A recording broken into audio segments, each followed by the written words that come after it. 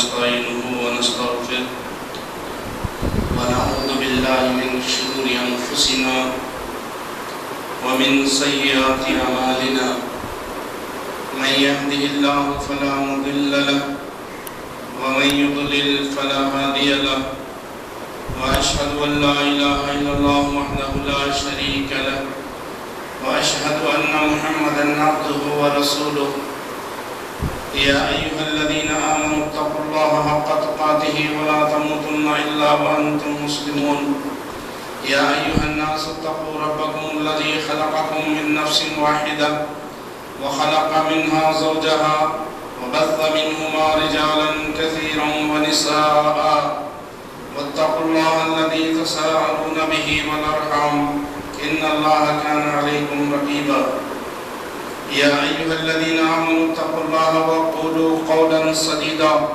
يصلح لكم أعمالكم ويغفر لكم ذنوبكم ومن يطع الله ورسوله فقد فاز فوزا عظيما أما بعد فإن خير الحديث كتاب الله وخير الهدي هدي محمد صلى الله عليه وسلم وشر الأمور محدثاتها وكل محدثة بدعة وكل بدعة ضلالة وكل ضلالة في النار. أعوذ بالله السميع العليم من الشيطان الرجيم. بسم الله الرحمن الرحيم. قل لئن اجتمعت الإنس والجن على أن يأتوا بمثل هذا القرآن لا يأتون بمثله ولو كان بعضهم لبعض ظهيرا. رب اشرح لي صدري ويسر لي أمري واحلل عقدة من لساني يفقهوا قولي. سبحانك لا علم لنا إلا ما علمتنا إنك أنت العليم الحكيم. تمام قسم کی تعریفات، بڑھائی، کبریائی، حمد و ستائش اس اللہ مالک الملک کے لیے لائق اور زیبا ہے جس نے جنات اور انسان کو محض اپنی بندگی اور اپنی عبادت کے لیے پیدا فرمایا ہے.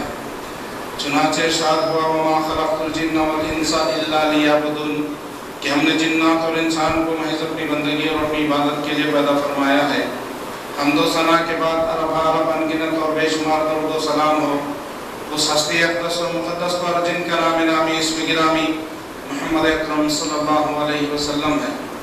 و ذات مبارکہ مقدسہ مطہرہ کہ رب کائنات نے جنہیں رحمت کائنات بنا کر مبعوث کیا اور جن کے ذریعے سے اہل کائنات کی ہدایت اور رہنمائی کا بندوبست فرمایا.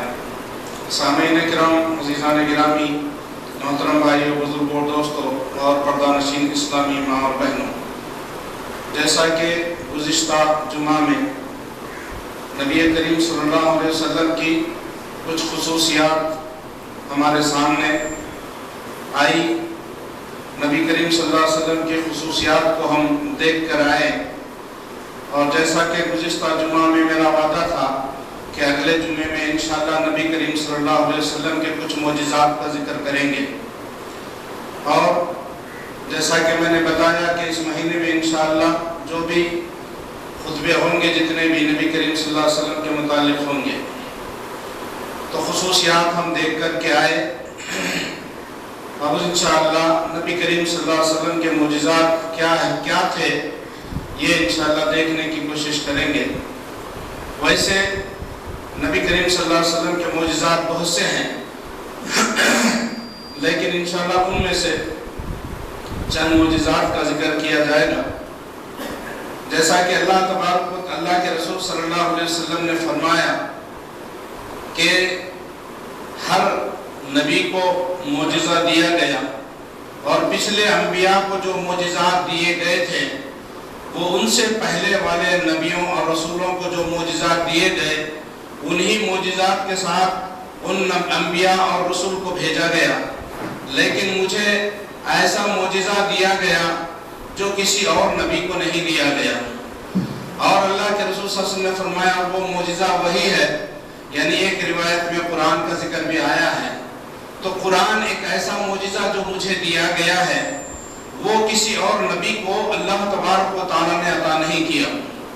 جیسا کہ اللہ تبارک و تعالیٰ نے سورہ طور کے اندر بلکہ سورہ اسراء میں اللہ تبارک و تعالیٰ فرماتے ہیں کہ اے نبی آپ کہہ دیجئے کہ اگر تمام انسان اور کل جنات مل کر کے اس قرآن کے مثل لانا چاہیں تو ان سب سے یہ کام جو ہے نہیں ہو سکے گا، ان کا یہ اس کے جیسا مثل، قرآن جیسا مثل لانا ان کے لیے ناممکن بات ہے، وہ آپس میں ایک دوسرے کے مددگار ہی کیوں نہ ہو جائیں۔ یعنی ساری انسانیت مل کر بھی اور سارے جنات بھی اگر مل کر بھی، یہ دو مخلوق مل کر بھی اگر قرآن جیسا مثل لانا چاہیں گے تو وہ نہیں لا سکیں گے۔ یہ کون کہہ رہا ہے؟ ایک عام آدمی نہیں، بلکہ اللہ کے رسول بھی نہیں، بلکہ اللہ تبارک و تعالیٰ خود یہ چیلنج کر رہے ہیں کہ کوئی نہیں لا سکتا۔ یہ ایسا معجزہ ہے، ایسا معجزہ کسی نبی کو نہیں دیا گیا۔ اسی طرح سے اللہ تبارک و تعالیٰ قرآن کے متعلق ایک اور جگہ فرماتے ہیں، ام یقولون تقولہ بل لا یؤمنون فلیأتوا بحدیث مثلہ ان کانوا صادقین۔ اللہ تبارک و تعالیٰ فرماتے ہیں سورہ طور آیت نمبر 33 اور 34 کے اندر، کیا یہ کہتے ہیں کہ اس قرآن کو اس نے گھڑ لیا ہے؟ یعنی جیسا کہ مشرکین مکہ کا کہنا یہ تھا کہ یہ محمد جو ہے اس قرآن کو گھڑ لیا ہے۔ نعوذ باللہ، محمد صلی اللہ علیہ وسلم نے، اللہ کے رسول صلی اللہ علیہ وسلم ایک ایسی قوم کے اندر آئے جو امی تھی، یعنی لکھنا پڑھنا نہیں جانتی تھی۔ اسی طرح سے خود اللہ کے رسول صلی اللہ علیہ وسلم بھی لکھنا پڑھنا نہیں جانتے تھے، آپ امی تھے، تو لہٰذا اور اللہ کے رسول صلی اللہ علیہ وسلم نبوت ملنے سے پہلے کسی کے ہاں جو ہے شاگرد بن کر کے کوئی تعلیم حاصل نہیں کی، اور کسی کتاب کا آپ نے مطالعہ نہیں کیا، کسی مدرس کے پاس جا کر کے آپ نے جو ہے تعلیم حاصل نہیں کی، بلکہ اللہ تبارک و تعالیٰ نے ڈائریکٹ جو ہے قرآن کو آپ کے اوپر نازل کیا اور آپ کے سر پہ نبوت کا تاج رکھا۔ یعنی نبی کریم صلی اللہ علیہ وسلم لکھنا پڑھنا بالکل نہیں جانتے تھے۔ جب پہلی وحی آئی تو جبرائیل علیہ السلام نے کہا پڑھو، لیکن اللہ کے رسول صلی اللہ علیہ وسلم نے کہا کہ میں پڑھنا نہیں جانتا، میں پڑھنا نہیں جانتا۔ جبرائیل علیہ السلام نے سختی کے ساتھ جو ہے دبا کر کے کہا کہ پڑھو، میں پڑھنا نہیں جانتا۔ اسی طرح سے 3 مرتبہ جب جبرائیل علیہ السلام نے کہا، اس کے بعد اللہ کے رسول صلی اللہ علیہ وسلم پڑھنا شروع کیے۔ تو یہ میرے بھائیوں بزرگوں دوستوں، اللہ کے رسول صلی اللہ علیہ وسلم پڑھنا لکھنا نہیں جانتے تھے۔ تو یہ جو ہے اس جیسا قرآن، اس کو جو ہے لوگوں کا کہنا کہ نبی صلی اللہ علیہ وسلم نے لڑ لیا ہے، تو واقعہ یہ ہے کہ یہ ایمان نہیں لاتے۔ اصل بات کیا ہے؟ یہ ایمان لانا نہیں چاہتے، اسی لیے طرح طرح کے ہیلے اور بہانے بناتے ہیں۔ یہ مشرکین کے بارے میں اللہ تبارک و تعالیٰ فرمایا، اچھا اگر یہ سچے ہیں، یہ کہتے ہیں، ان کی بات سچ ہے، یہ اپنے بات میں سچے ہیں، تو اس جیسا مثال لے کر کے آؤ، اس جیسے قرآن کو لے کر کے آؤ۔ اس جیسا قرآن نہیں، بلکہ اس آیت میں اللہ تبارک و تعالیٰ نے فرمایا اس جیسی ایک سورت لے کر کے آؤ۔ 114 سورتیں اس کے اندر ہیں، ایک سورت اس جیسی لے کر کے آؤ اگر تم اپنے بات میں سچے ہو، ان کانوا صادقین۔ لیکن جو ہے انہوں نے جو ہے اس کو جو ہے قبول نہیں کیا۔ اللہ تبارک و تعالیٰ نے جو ہے پھر ایک جگہ فرمایا، کہیں 10 سورتوں کا جو ہے اللہ تبارک و تعالیٰ نے چیلنج کیا کہ 10 سورتیں اس جیسی لے کے آؤ۔ 10 بھی نہیں لا سکے، پورا قرآن نہیں لا سکے، 10 سورتوں کا چیلنج دیا گیا، 10 سورتیں نہیں لا سکے، پھر ایک سورت تخفیف کر کے اللہ تبارک و تعالیٰ نے اپنے چیلنج میں تخفیف کیا، کم کر دیا، کر کے بولا کہ اس جیسا ایک سورت لے کے آؤ۔ اور الحمدللہ آج 1450 سال ہو گئے، لیکن کوئی مائے کا لال اس جیسا قرآن لانے سے بے بس ہے۔ اور قیامت تک میرا اور آپ کا ایمان ہے کہ قیامت تک کوئی ایسی کتاب، ایسا جو ہے اس جیسا قرآن کوئی نہیں لا سکتا۔ کوشش کرنے والوں نے کر لیا، لیکن میرے بھائیوں اللہ کے کلام کی مماثلت یہ انسان کے کلام سے نہیں ہو سکتی۔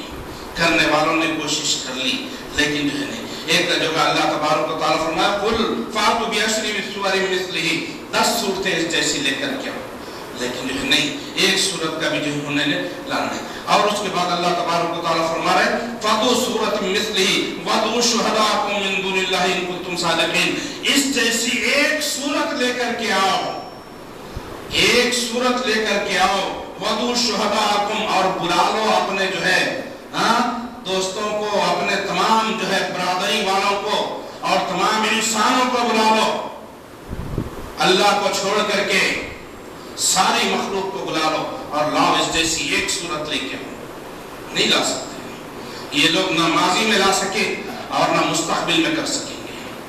دنیا کے کوئی بڑے بڑے ہستیاں گزر گئے، لیکن میرے بھائیوں ماضی میں آج سے 1450 سال تک جو ہے کسی نے جو ہے ایسا چیلنج قبول نہیں کر سکا، اور جو ہے میرا ایمان ہے کہ قیامت تک اس چیلنج کو کوئی قبول نہیں کر سکے گا انشاءاللہ۔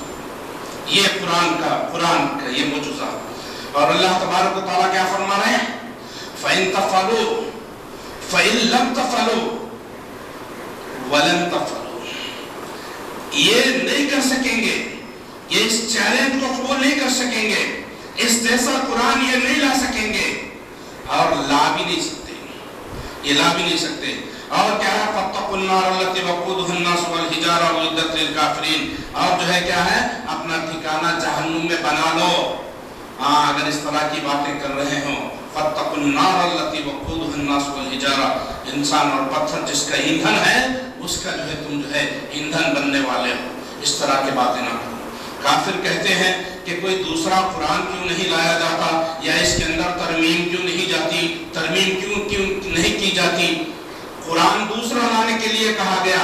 یہ بھی اللہ تبارک و تعالیٰ فرماتے ہیں قال الذین لا یرجون لقاءنا ائت بقرآن ھذا غیر ھذا او بدلہ، یہ دوسرا قرآن لے کر کے کیوں نہیں آتے، اس قرآن کو چھوڑ دو، کوئی اور قرآن لے کر کے آؤ، یا اس کے اندر کوئی تبدیلی کر دو۔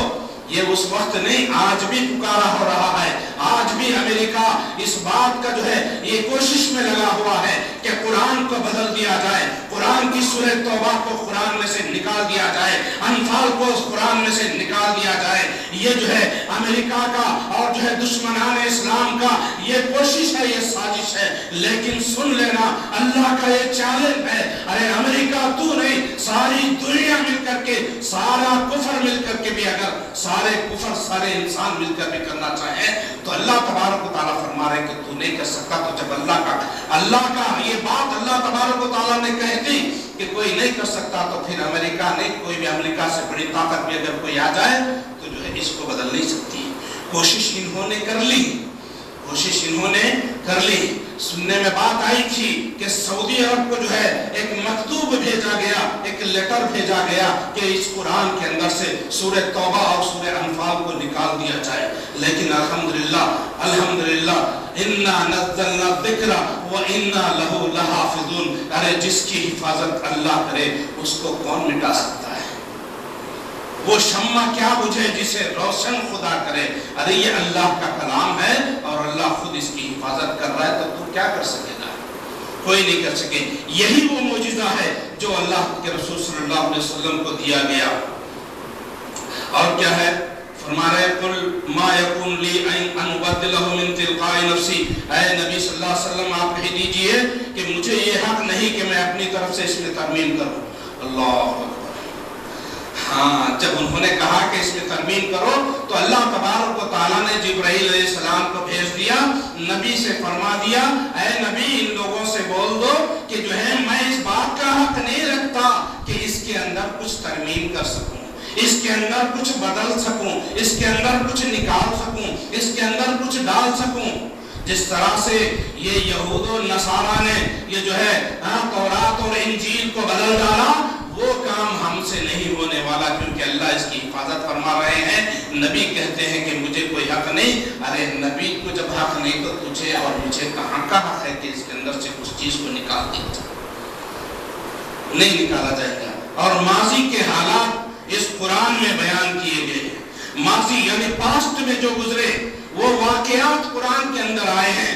یہ قرآن معجزہ اس لیے ہے کہ گزرے ہوئے تمام حالات جو انبیاء کرام کے ساتھ اور ان کی قوموں کے ساتھ جو پیش آیا اس کا تذکرہ اس کے اندر ہے، کیونکہ اللہ کے رسول صلی اللہ علیہ وسلم کو کیا پتا تھا؟ اگر اللہ کے رسول صلی اللہ علیہ وسلم اس کو گڑھ لیتے تو پہلے کے واقعات کا کیا پتا تھا؟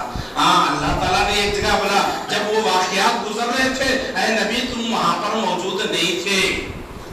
نبی کو نہیں پتا تھا، اللہ نے جو بتایا وہی نبی نے بتایا۔ اور اللہ تبارک و تعالیٰ فرماتے ہیں وَمَا كُنْتُ بِجَانِبِ الطُّورِ إِذْ نَادَيْنَا وَلَٰكِنْ رَحْمَةً مِّن رَّبِّكَ لِتُنذِرَ قَوْمًا مَّا آتَاهُم مِّن نَّذِيرٍ مِّن قَبْلِكَ لَعَلَّهُمْ يَتَذَكَّرُونَ۔ اور نہ آپ طور کی طرف تھے، طور پہاڑ کی طرف آپ وہاں پر نہیں تھے جبکہ ہم نے آواز دی، بلکہ یہ آپ کے رب کی طرف سے ایک رحمت ہے۔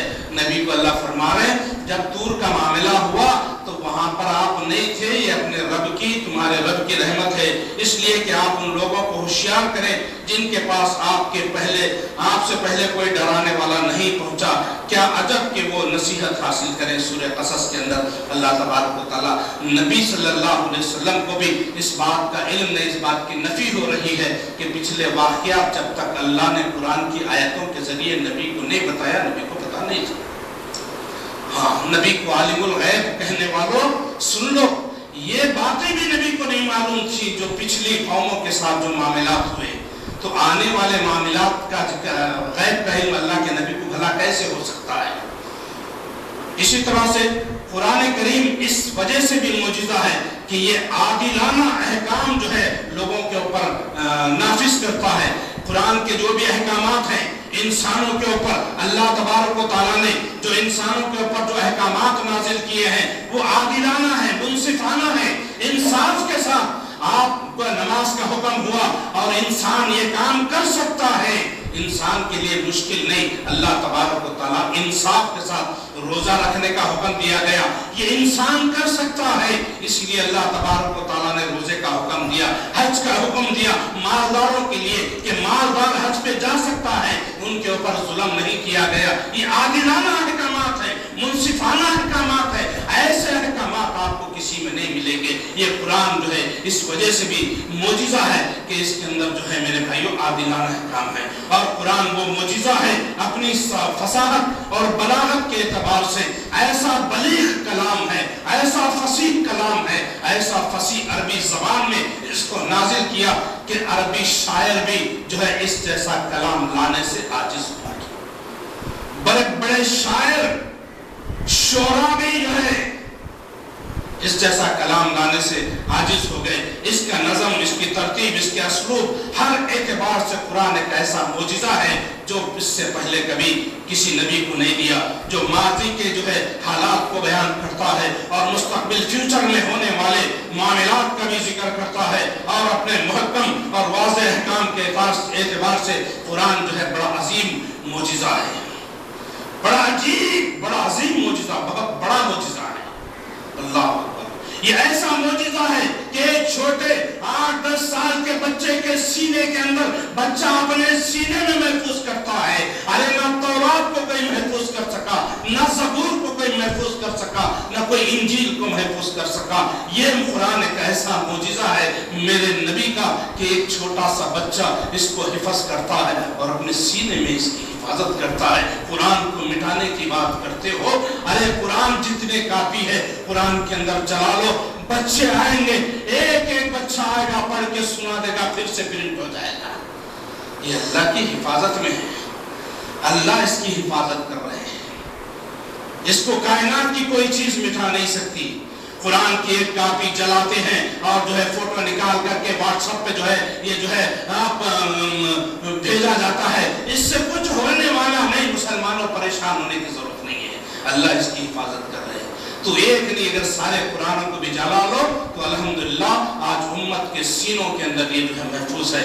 آج حفاظ موجود ہیں، ایک ایک حافظ آئے گا، پڑھتا جائے گا اور پھر مشین پہ پرنٹ ہوتا جائے گا، قرآن پھر سے پرنٹ ہو جائے گا۔ الحمدللہ یہ قرآن کا معجزہ، یہ میرے بھائیوں یہ ہے۔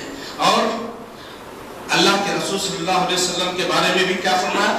اللہ کے رسول صلی اللہ علیہ وسلم کی زندگی بھی ایک معجزہ ہے، میں بتاتا ہوں۔ نبی کی خود زندگی ایک معجزہ ہے۔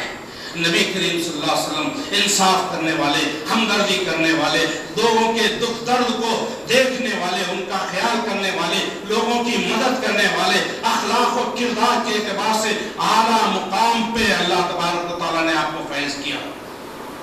وَرَفَعْنَا لَكَ ذِكْرَكَ، اے نبی ہم نے آپ کے ذکر کو بلند کیا، کسی کے ذکر کو اتنا بلند نہیں کیا، کسی کے ذکر کو اتنا بلند نہیں کیا گیا۔ اور نبی کریم صلی اللہ علیہ وسلم کے خصوصیتوں میں سے بات یہ گزشتہ جمعہ میں بھی آئی غالباً، وَالنَّجْمِ إِذَا هَوَىٰ مَا ضَلَّ صَاحِبُكُمْ وَمَا غَوَىٰ وَمَا يَنطِقُ عَنِ الْهَوَىٰ إِنْ هُوَ إِلَّا وَحْيٌ يُوحَىٰ۔ اللہ تبارک و تعالیٰ فرماتے ہیں قسم ہے ستارے کی جب وہ گرے، اللہ تبارک و تعالیٰ مخلوق میں کسی کی بھی قسم کھا سکتا ہے، یہاں پر ستارے کی قسم کھا رہے ہیں، لیکن مخلوق کو اس بات کی اجازت نہیں کہ وہ اللہ کے علاوہ کسی کی قسم کھائے۔ تمہارے ساتھی نہ راہ گم کی ہے اور نہ ہی وہ ٹیڑھی راہ پر ہے. تمہارے ساتھی یعنی نبی کریم صلی اللہ علیہ وسلم نہ گمراہی کے راستے پہ ہے نہ ٹیڑھے راستے پہ ہے.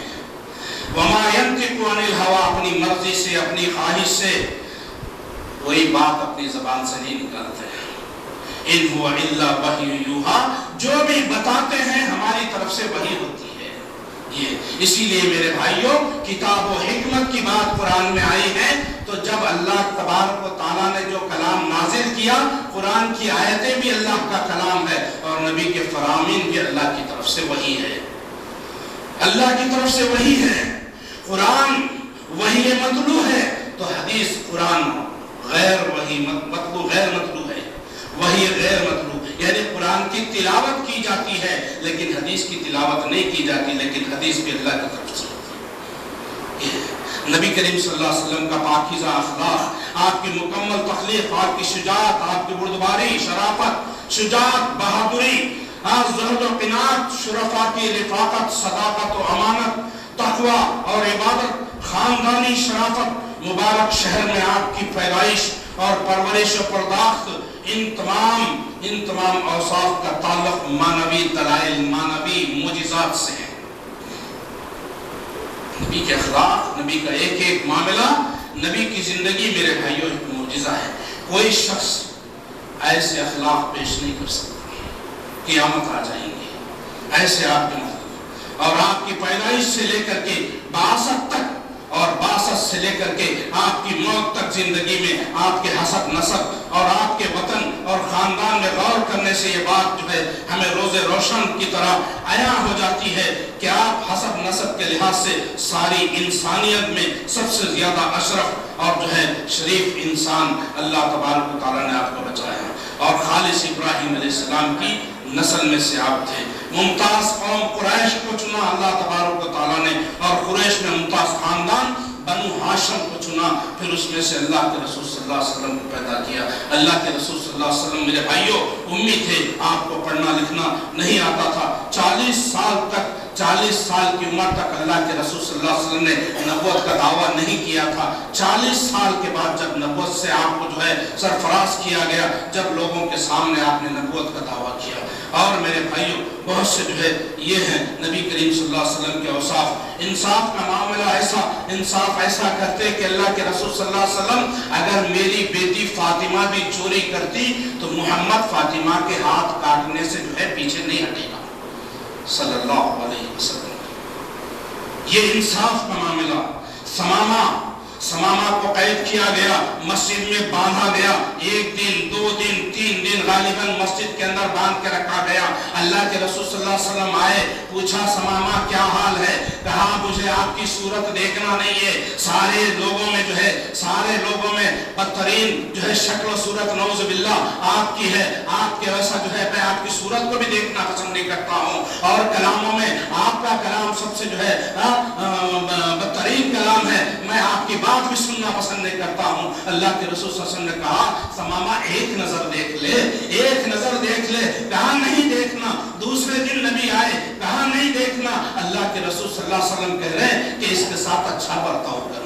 وہ نبی کی صورت دیکھنے کے لیے تیار نہیں, اور نبی صحابہ سے کہتے ہیں کہ اس کے ساتھ اچھا برتاؤ کرنا, اچھا سلوک کرنا, اس کے ساتھ جو ہے ناانصافی کا معاملہ نہیں کرنا. 3 دن کے بعد جب اس کو چھوڑ دیا گیا, واپس چلا گیا, واپس جانے کے بعد جو ہے پھر اس کے دل میں خیال آیا یہ کیسا نبی ہے, یہ کیسا شخص ہے, یہ کیسا آدمی ہے. 3 دن میں اس کے قبضے میں رہا, 3 دن میں جکڑا رہا, 3 دن مسجد میں مجھے باندھ کے رکھا گیا.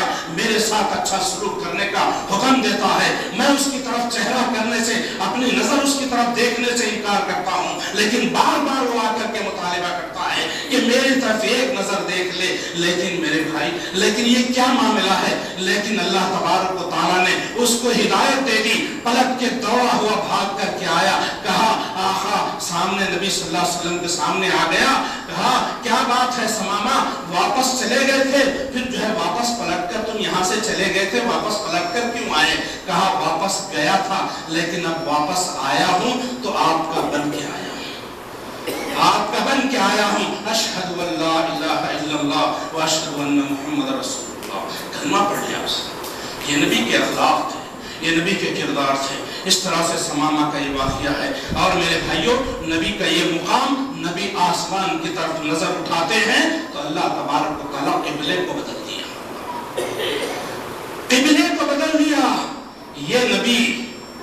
یہ نبی کا معاملہ ہے، یہ اللہ کی نظر میں نبی صلی اللہ علیہ وسلم کا یہ مقام ہے۔ ارے اپنوں کو چھوڑیے، صحابہ کے جو ہے روایتوں کو چھوڑیے، تابعین تابعین کے روایتوں کو چھوڑیے، بزرگان دین کے جو ہے صلحاء کے اقوال کو چھوڑیے۔ ایک کافر کا میں قول آپ کے سامنے رکھتا ہوں، کافر ہے وہ، جو ہے مسلمان نہیں ہے، کافر ہے۔ کون ہے؟ انگریز ہے، جیمز ہارٹ اس کا نام ہے۔ اس نے ایک کتاب لکھی، کیا لکھی؟ The 100 greatest man in the world. The 100 greatest man in the world. 100 سب سے اعلیٰ شخصیات، دنیا میں سب سے بڑی شخصیات، 100 لوگوں کا نام اس نے اپنی کتاب میں لکھا، اور اس میں سب سے پہلے نمبر پہ نام لکھا محمد رسول اللہ صلی اللہ علیہ وسلم۔ ارے وہ کرسچن ہے، وہ عیسیٰ علیہ السلام کا پجاری، وہ عیسیٰ علیہ السلام کو خدا ماننے والا، وہ عیسیٰ علیہ السلام کو خدا کا بیٹا ماننے والا، عیسیٰ علیہ السلام کو تیسرے یا چوتھے نمبر پہ رکھتا ہے۔ ہاں جی، پہلے نمبر پر Muhammad peace be upon him صلی اللہ علیہ وسلم، یہ جو ہے اس نے لکھا۔ اس کے بعد ایک اور رائٹر ہے، وہ جان اس کا نام ہے، اس نے ایک کتاب لکھی، کتاب کا نام کیا ہے؟ ٹوڈیز میڈیکل سائنس، آج کی جو ہے سائنس،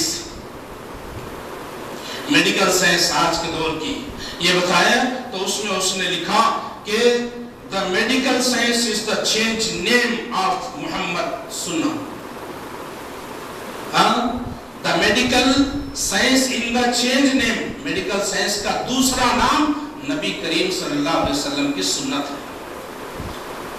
یہ جان لکھ رہا ہے، یہ جلیل خلیل نے لکھا، یہ جان لکھ رہا ہے کہ نبی کریم صلی اللہ علیہ وسلم کا جو ہے سائنس، میڈیکیشن جو ہے وہ جو ہے دوسرا نام ہے سائنس کا، یہ جو ہے آپ کی سنت کے بارے میں لکھا۔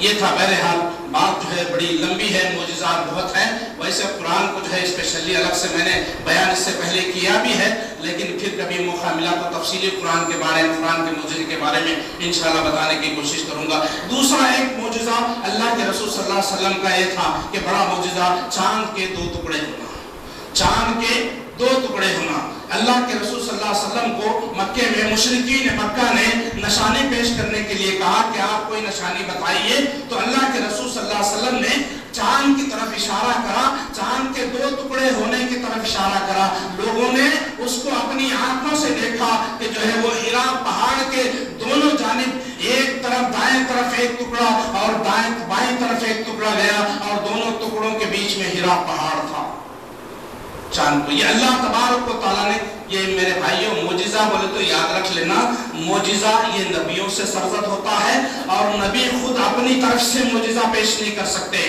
یاد رکھنا۔ نبی اپنی جب چاہے جب اپنی مرضی سے نہیں کر سکتے۔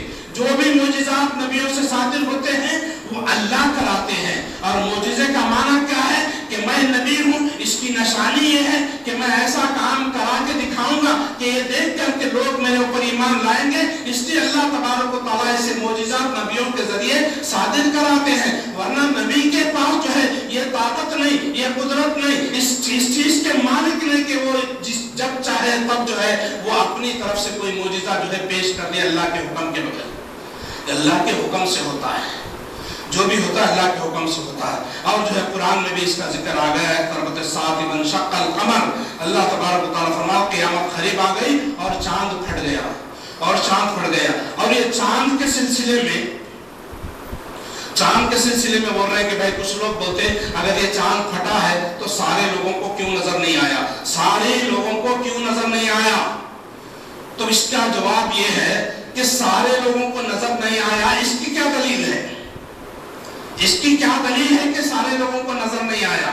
یہ واقعہ دیکھیں جب ہوا تھا، جہاں نبی صلی اللہ علیہ وسلم جس وقت یہ واقعہ جو ہے لوگوں کو، مشرکین کو بتائے، ان لوگوں نے اپنے آنکھوں سے دیکھ لیا، اس کے بعد میں وہ تعجب بھی کرے لیکن ایمان نہیں لائے، تعجب بھی کرے